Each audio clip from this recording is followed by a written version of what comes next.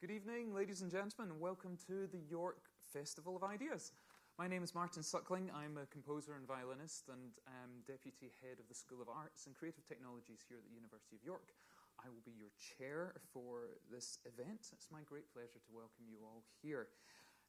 So, this evening's event is one in which we'll explore the impact of visible and invisible air pollution on our health through talks and a special meditative musical performance by Sonic Threads, which features our Carnatic singer Supriya Nagarajan on voice and Lucy Nolan on harp.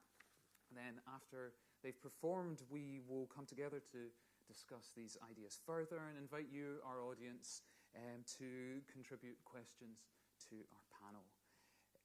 So let me welcome Supriya Nagarajan. She is, as I said, a Carnatic vocalist, the pioneering founder and creative director of Manasamitra, an organisation which celebrates and promotes South Asian culture and creativity. And with her is Lucy Nolan, an award-winning harpist whose engagements have ranged from Hollyoaks to the Royal Northern Symphonia, and from experimental contemporary music to performing for the Archbishop of Canterbury. Together, they are Sonic Threads. They've worked together for the past decade with appearances in the UK and internationally, including places like the Royal Albert Hall, the Jaipur Literary Festival, HCMF, Lambeth Palace, etc., etc.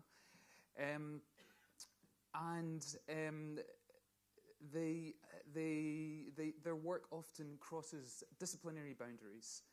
So, for example, recently they put together a piece called Meltwater, which looks at a day in the life of a glacier and tackled issues dealing with rising sea levels and water ownership and climate change. And we're being treated to the sort of early stages of their latest project, which is called Ultimate Breath. And so we've gone from water to air, but still with climate change. Already they've been working with specialists across the spectrum, from lung specialists in the NHS to green sustainability engineers. And they're currently working with Brass Band England and Bristol City Brass Band to explore a new piece in which the sounds of human breath form the musical notes. Joining Supriya and Lucy is Alastair Lewis, Professor of Atmospheric Chemistry here at the University of York and the National Centre for Atmospheric Science, based in the Wolfson Atmospheric Chemistry Laboratories. Ali is chair of the DEFRA Air Quality Expert Group and the Department for Transport Science Advisory Council. And I would like to welcome, first of all, Ali to start the evening to outline the dangers of both visible and invisible air pollution and to discuss some possible solutions. So, Ali, over to you. So, evening, everybody. So I think I'm very much the warm-up act for you. And as a scientist, at this point, you see, I would normally point to a screen and then you'd all begin to nod off as I went through PowerPoint presentations, giving you the background to air pollution and health. I don't have that. So I've had to resort, probably for the first time in my career, to props. So let's see how this goes. Now, actually, I complained when I brought this in that I'd got a heavy prop, and then I saw Lucy's prop, and I thought, no, I'll be quiet. So I'm going to take you right back to the start around why air is an important thing to think about. And we tend to not think about ourselves as consuming air, because for most of us, most of the time, the business of breathing is involuntary. So air is an almost invisible quantity. You can't see it in the room. You can't experience really that it has a sort of a substance to it. It's only perhaps when you get on very polluted days or foggy days and you start to see things in the air that you become aware that the air itself has mass. So if you look at what we consume in a day, don't get excited about the props, by the way. So most of us, an adult, will consume about 800 grams to a kilo, so that amount of weight of dried food. So dry weight of food, you'll eat about that much in a day. So that's the first prop. And we're very, very conscious of what we eat, and we know about the things in food, and we take a lot of care over what we eat, and our senses, our olfactory senses, have developed to allow us to detect when food has gone off, when milk has gone sour, and so on. So that's the dry food weight that we ingest every day. And we then ingest about 2 kilograms of water. I think if you're under the age of 25 and you walk about with a water bottle, it's probably more than that. And if you're over the age of 70, you're going, no one needs to drink 2 kilograms of water a day. But combined with your food, we ingest about that much weight in water. So partly in our food and partly in drink. So that's the other thing that we ingest. But of course, air has a mass. So we consume about 22,000 litres of air per day as an adult. More if you do a lot of exercise, less perhaps if you have a sedentary lifestyle, children perhaps around half to 2/3 of that. But that air has a mass. So every day you ingest and process and filter 20 kilograms of air. So you take into your body every day far more mass in air than you do in food or water. So this is why the quality of what you take in matters. So to put it in perspective, over the course of 7 weeks, everybody in this room will filter 1 tonne of air through their lungs. Far more than you will drink and far more than you will eat. So that's the kind of background around why air quality and public health is so important. We consume huge quantities of air, and we consume it involuntarily. So we don't know what we're breathing. We sort of rely on this public commons to be of a reasonable quality to mean that it's not going to do us harm. So what is floating around in air? So air is obviously oxygen, nitrogen, argon. That's the main constituents. But then we also have all of these other chemicals, often at small amounts. So if you were to add them to that container of water, I might be adding a quantity that was maybe 100th the width of a droplet on the end of a needle. So tiny, tiny, tiny quantities. But of course, that tiny quantity is taken in every day, accumulated over months, years, lifespans. And we take in 2 forms of pollution, essentially. One form that is tiny particles. So that's the pollution that you can see. So sometimes if you see a haze on the horizon, you see some moorland burning, the sort of pictures that you see perhaps from low and middle income countries where you've got a lot of refuse burning, you've got a lot of high emission vehicles.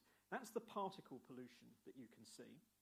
And most of the big particles get stuck about there as you go into your lungs. Or actually, the really big particles get stuck on your nose hairs. You know, if you blow your nose, if you've been into a city, that's your nose filtering out the really big ones. The sort of 10 micron-ish ones, so you'd just about be able to see that, get stuck about there. And then below about 10 microns, they start to get to about here. And when you get to about 2.5 microns, so that's smaller than you can see, and down to a micron and smaller, they go all the way into your lungs. So every time you breathe them in, they'll go all the way into the little sacs at the end of your lungs. And they might stick there. And when they stick there, they can pass through the barrier into your blood. So they're the tiny particles. That's one source of pollution. That's coming particularly from combustion, from things like vehicles, from wood burning, from power stations, and so on. And from the sort of things we don't often think about, like cooking and barbecues and this sort of stuff. And then the other sort of pollution that we get are gases, and we generally can't see those. There's a few that are important. There's one like ozone. So this is low-level ozone that's bad for us, not the good ozone that's high up. Another one called nitrogen dioxide, which you generally can't see, but you can if you're taking a flight and you come into a city and it's a clear day, and when you come into land and you look out on the horizon, you sometimes see a brownish tinge to the horizon, and that's you just seeing the colour of nitrogen dioxide. It's the only place you can ever really see it, is if you come into land at an airport in a sunny country and you look out and you think, oh, there's a little bit of brown layer, because nitrogen oxide is very faintly brown in colour. And then there's a whole bunch of things after that it in. So it's not one thing, it's a very complicated mixture, and we're ingesting very large amounts of this over our entire life course. And the effects on us are either in the short term, it will trigger, for example, respiratory events, it will trigger asthma, it may trigger and exacerbate symptoms if you have things like COPD or heart disease. So they're all short-term effects. And most of the reporting on air pollution is around those short-term effects. And actually, it's a little bit unhelpful because people say, well, I don't have asthma, so I don't really have a problem to worry about, or I don't have COPD, so air pollution is not an issue for me. And it's true, for most healthy individuals, short-term effects are relatively small. But what's much less talked about are the long-term effects. So as you accumulate pollution, as every day you consume your 20 kilograms, over your life course you take in an absolutely huge quantity of material that's then implicated in things like lung cancers, in your likelihood of developing, for example, dementia or Parkinson's or Alzheimer's and so on. So although we mostly think of it as something, and you might see pictures of sort of advertising things about air pollution and it's people with asthma inhalers, hugely important for that subgroup, actually it gets us all in the end.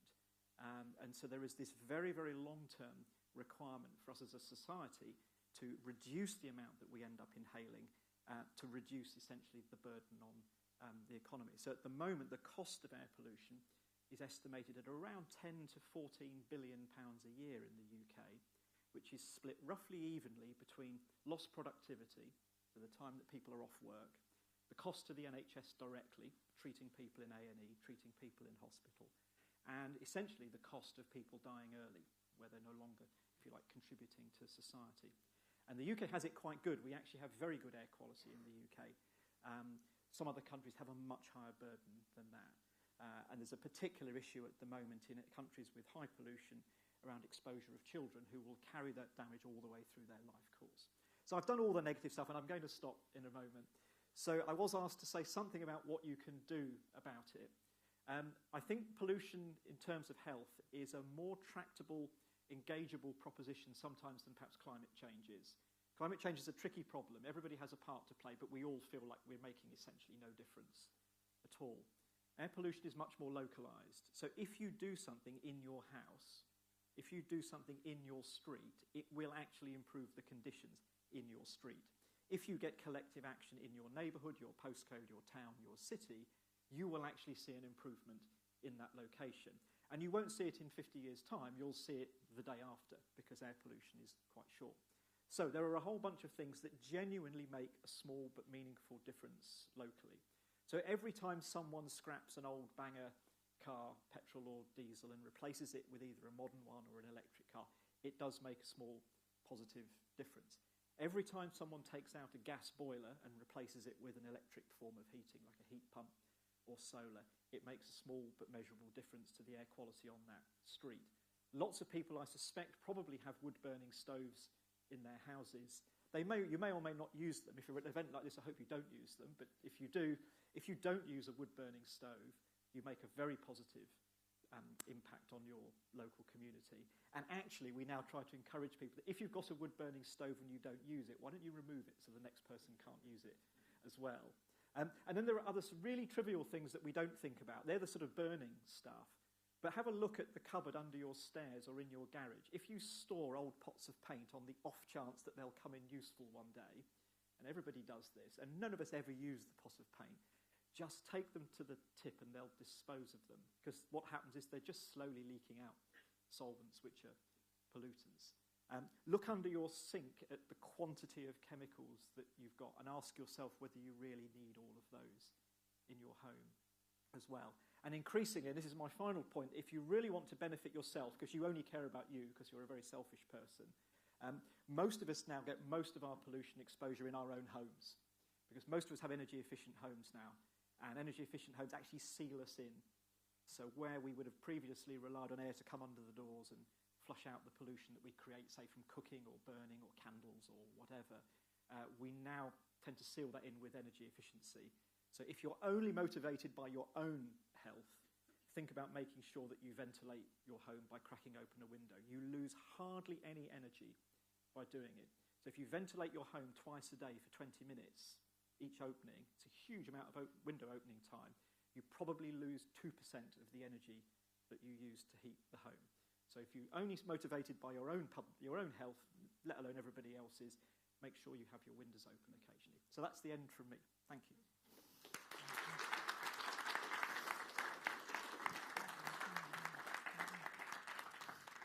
Thank you so much, Ali, and great to have some practical things that we can do amidst all the information as well. So now it's time for musical performance. I think you'd like to play and sing without any particular introduction. I think you've got a few pieces that you're going to...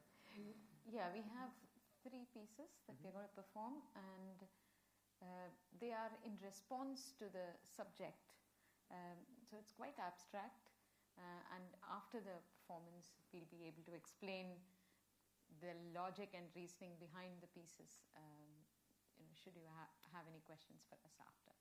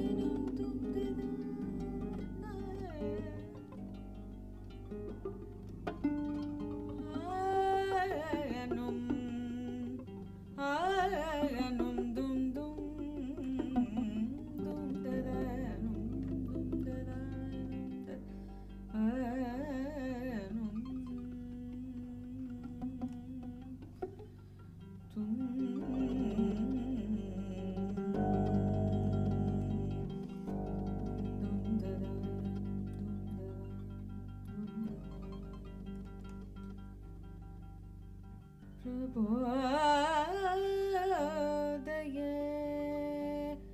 शुभोदय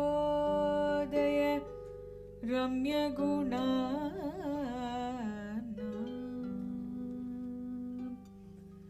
जनकात्मजे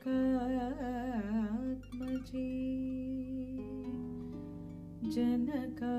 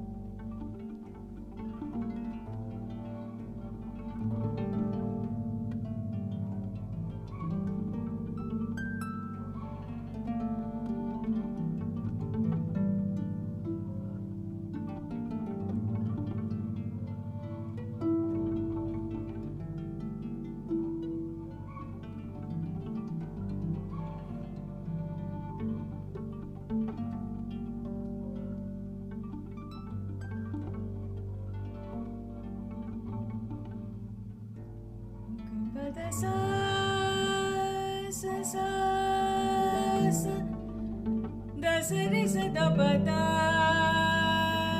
da da da ga pa da sa da pa ga ri sa ri da sa sa sa sa sa ri ga da pa da sa ri sa ri ga ri sa da sa da pa ga ga pa da sa ri ga ri sa da ga ri sa da ri sa da pa ga ri ga ri sa da sa ri ri ga pa pa da da sa ri ri ga pa pa da da sa ri ri sa ri ga ri sa da sa da pa ga da pa ga ri sa ri da takadim tadim ta janutim dom tadim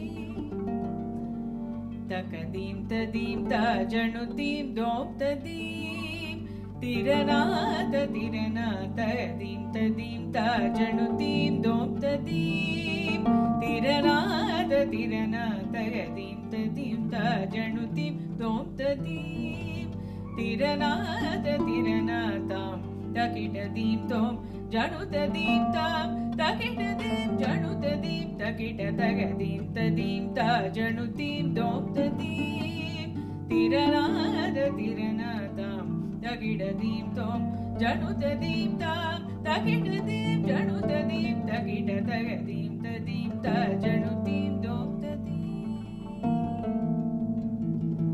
tam tadim takadim dim tadakadim tadim takadim tadirana tam tadim takadim dim tadakadim tadim takadim tadirana tam tadim takadim dim tadakadim tadim takadim tadirana tagadom tom tom tagadam tam tam takadim dim takadim tadim tajanutim dom tadim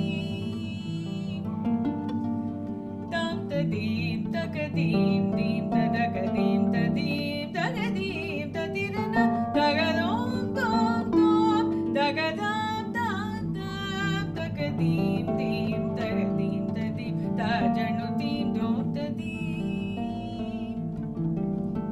mani தேடி வந்த பேதை உள்ள வள்ளி மானே மணந்த மயில் வாகனா மானே தேடி வந்த பேதை உள்ள வள்ளி மானே மணந்த மயில் வாகனா நானோ நீரை எண்ணி நானும் ஏழுவான ஏனோ என்னும் என் மேலிந்த பராமோ தகதீப்தன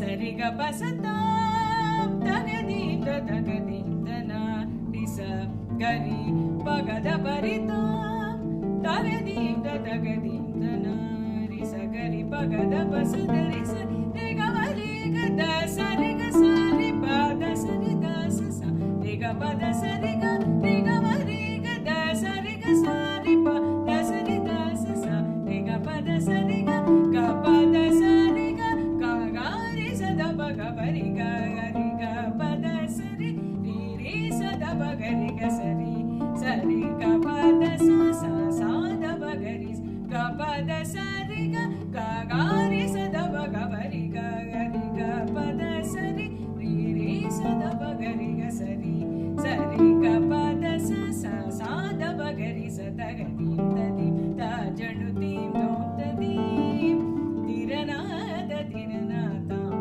தகிடதீம் தோம் ஜனுததீம் தாம் தகிடதீம் ஜனுததீம் தகிட தகதீம் ததீம் த ஜனுதீம் தோம் ததீம் த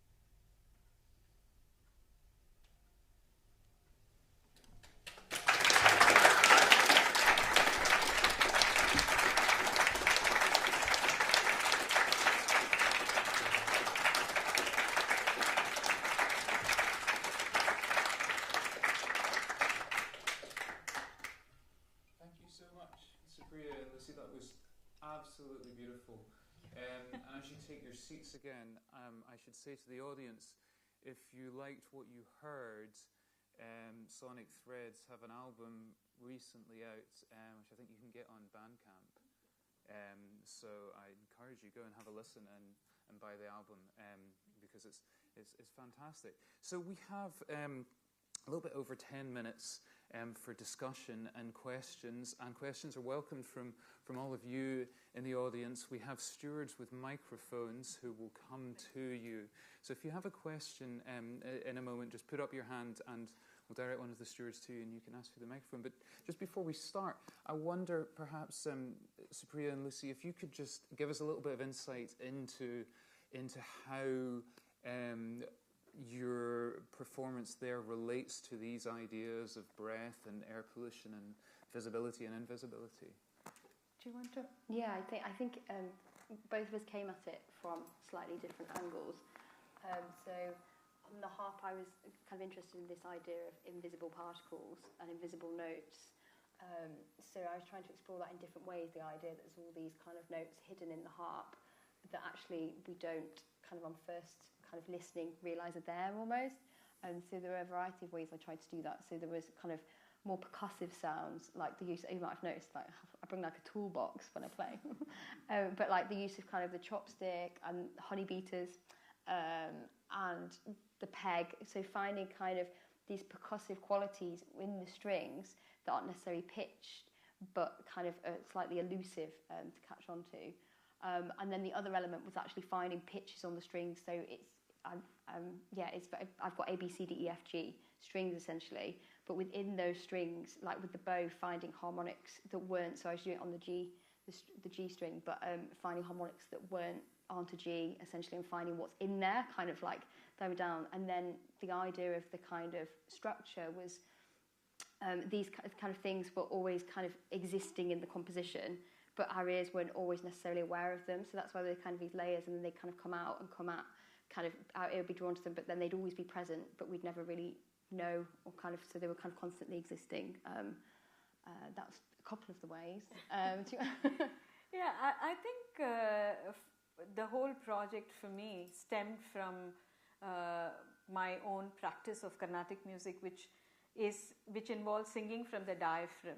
So the importance of the lungs is extremely felt, if you're not in practice, or if, as you're learning as well. Strong lungs are like a vital requirement for the singing of South Indian classical music, which is Carnatic music. So it came from there. And the three pieces, there were various elements within those pieces, one of which was the raga, or the melody. So we selected three melodies that lent itself to the idea of breath as well as the Carnatic practice. So for example, the first piece was about chants, and various chants in the tradition, in the Hindu tradition, require breathing at certain intervals. So you can't break a word in a certain different place. You can't actually not pronounce a word with a breath in it. So a h has to come from the diaphragm rather than just being said as a word. So the first piece was a nod to, this whole presentation is just the beginning of our journey. So we are learning as we go along as well. But the first piece was a nod to the whole idea of how you use your lungs during a chant. And so that was the chant. The second piece, the longer piece, was an exploration of the music itself, the musicality, the visible, invisible notes, and how the different speeds impact the way you sing on your lungs and on the voice, and how the conjunction of the harp and the voice works. And the third piece was about the sort of almost a representation of the urgency of, everything that Ali was mentioning about air pollution, things that we should do. I think it was a nod to the urgency. So quick notes, using the lungs differently. So it was all about lungs and using the voice differently in each of the pieces as well. And I think also when we talk about how our collaboration works, because we've done it's been like 10 years now, Yeah. different projects where we take on different roles, but we also talked about how kind of there'd be this idea that we kind of existed in the sound, so it wasn't the harp accompanying the voice or the voice dictating the harp, the idea that we kind of coexisted and would come and go and bring things to light, and that was kind of influenced by our knowledge of kind of like how the atmosphere is made up. And also on that note, because obviously my background was Western classical and Supriya's was Carnatic, but this idea of kind of like we use kind of Indian rags, but then we bring in a bit of kind of free improvisation and Western classical kind of influences. It's this idea that where the notes are going, like in the first one when we've got these descending bass lines, you can't quite predict with your ear where it's going to land, because it's not kind of fulfilling any traditions kind of typical kind of rules. Well, that was the aim. Yeah. Thank you so much. It's such useful insights and really helping us in the same way as Ali sort of made the invisible visible. You're helping us make some of the inaudible or not perceptibly there audible. So that's really fantastic. I've got one quick question for you, Ali, relating to that. I mean, it's clear to me as a composer, I've been involved in these sorts of projects as well, the sort of inspiration that we can draw as artists from the sciences and the new directions that they can take us. How do you feel as a scientist? What role can the arts play in these really important problems that we're tackling? So I was really taken by Lucy's comments about the hidden. And I mean, I've been working in pollution for about 30 years, and about every 10 or 15 years we develop a new scientific instrument that will let us do more than the one before. And it like unpeels a layer. So I work on a particular group of pollutants called volatile organic compounds, and the idea was there were about 150 in air. And then something came along and then it revealed that actually there were about 2,000 or 3,000. And then another thing came along and revealed that there were probably about 40,000. And I think your comment about finding hidden harmonics in something, it's got very, very strong parallels I haven't found 40,000 well, yet. you need to keep looking. That you keep uncovering layers within layers within layers. And then the sort of question is, well, how far do you go? And for us in science, the question is, when do you stop because it's no longer important? And I think there's a really nice sort of connection between the two. And I do find it helps a lot if you can kind of explain this uncovery process through lots of different media. Right. So the communication is sort of at the heart of it. Fantastic. I wonder if we have any questions from the audience. I'm sure there must be some. Who are? Yes, absolutely. There's be a microphone just coming to you just a second so that everyone can hear. Just making our way.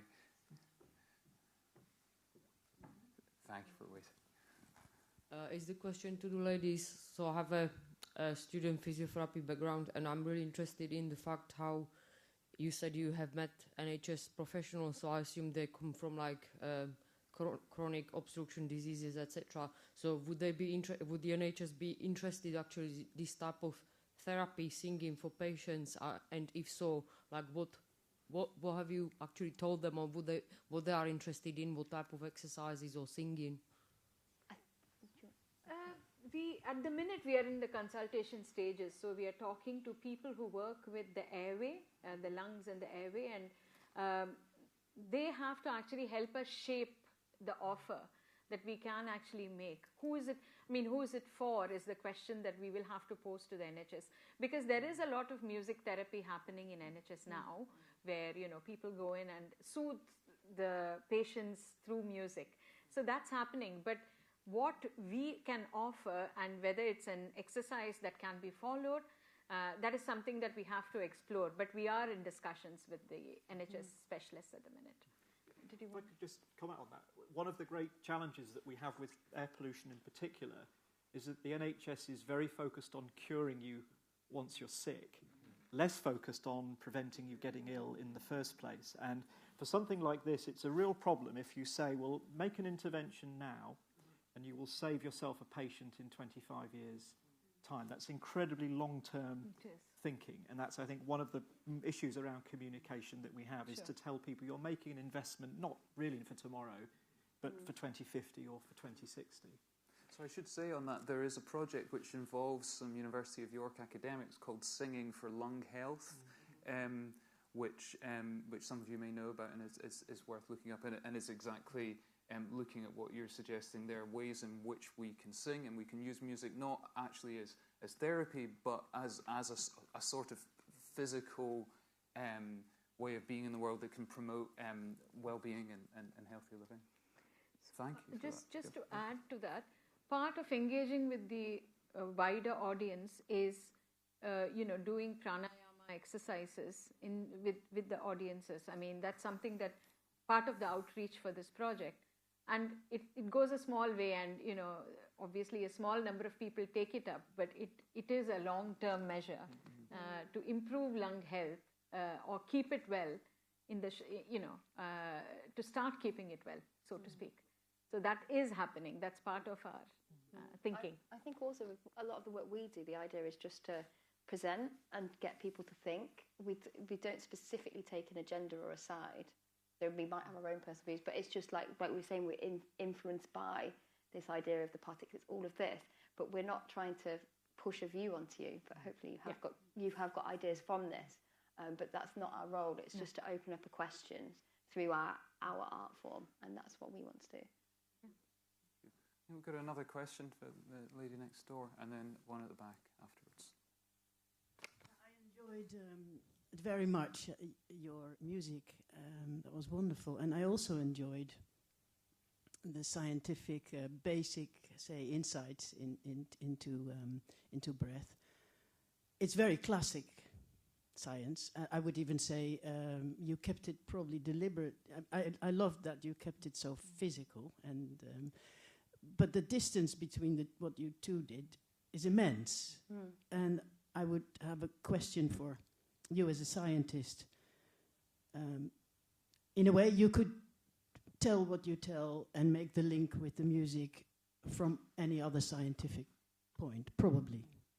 So, but is there also, you think, space for science that deals with how this works? So how could you look at the complexity of the body and think about breath and energy and what is actually happening in that space? That's what I would be interested in. So, I mean, I think particularly the singing is an interesting point, because I think there's probably two activities where people actually think about breathing. One is singing and the other one is sport. And they're probably the 2 points in people's lives when you really begin to think a little bit about air. And I do a lot of sport. In fact, I'm going off from this to do a fell run. But I think the activity of singing is underrepresented in the sort of communication around air quality, because it is the one other activity that people do where breath is central to the... and there has been a lot of connection between sport and air quality, but much less so around music. And I think this idea about opening up probably the one other activity that people do where breath actually becomes conscious rather than an unconscious activity is really worth pursuing. As you say, there's a huge distance between making chemical measurements in the lab and making music on the harp and singing. But I think the point of connection is actually taking some of this physical work and saying you are part of that. You know, you will participate, and it's when you sing or when you do sport is the point that you might now think a little bit about this. And generally, once people are engaged in thinking about it, they become a little bit more motivated. Some people become more motivated to then take action. But to say we have a problem with invisibility, we deal with a problem you can't see. I'll just give you another example of our previous work. So we have been doing climate change work through music for some time now. And the previous work that we have done elementally was with water and sea level rises. And it took nearly 2 years to marry the science and the music together. But the project ended with us anthropomorphizing a glacier and celebrating the life of a glacier from dawn to dusk. And we did a 60-minute program with 5 people on stage. So it is possible, because that show has actually gone out to universities, conferences, as well as to South Bank and venues that do celebrate music as such. So it is possible to come together and create something that will sort of cross genres and borders. And the Professor Natasha, who worked with us, was really delighted, because in her view, it was very difficult to actually find that commonality and that, purpose which could go out to somebody that is not in the climate science arena. So yeah, it is possible, but it is something that we have to work together on. And throughout music history, particularly Western classical music, composers are always influenced by external society theory, things going on in society, all of that. That's always, there's nothing novel about using that kind of as a stimulus, but I think what we want to do is actually then have the scientists there as well. But there's always been external stimuli, if that makes sense, for music creation, whether political or environmental. We're very nearly out of time, but there was a gentleman who had a question a moment ago, and I did say I would pass the microphone to him. So. Thank you. That was an excellent performance, but I do have a question for Alastair. So do you have an opinion on whether the construction industry should take more of a responsibility for indoor air quality, considering off-gassing of materials, and considering the air tightness requirements? It reduces the choice of the owner for a healthy home. It has been a period of significant change, and probably the built environment has not kept up with the knowledge of the health impacts on pollution indoors. So a little bit like the move to encourage diesel cars. It was well-intentioned, but there were some things that went wrong along the way. I suspect we're going to have to put right a few things around ventilation and air exchange, that we've really tried to keep the heat in, we've really tried to save with energy efficiency. We probably didn't think through all of the consequences of that on indoor air quality as well, because we do a lot of activities indoor that do release pollution, and particularly in old UK homes, we've generally relied on drafts as the thing that kept us. But I think if you look at new materials are quite heavily regulated, and new build homes are quite heavily regulated and quite good for air quality. The grey area is when we sort of retrofit our old own homes, and we tend to do it a little bit amateurishly, and we don't put air exchange and things in. But I think in terms of what you buy now, I think most of those materials are a lot better than perhaps if you'd bought a sofa with all sorts of glue in it from 30 years ago. But it's an area that's really under-researched, and it's only become prominent in the last few years. Well, thank you very much. This has been really, really fascinating. I'm sorry that we have to draw things to a close right now, but hopefully this has inspired questions and thoughts in you as musicians and scientists intended. So thank you so much to Supriya, to Lucy, and to Ali for speaking to us and performing for us. Thank you to all of you for coming and listening and contributing your questions. Please do check out the other events in the festival. Carries on for another week or two. And that's all. Thank you so much. Good night.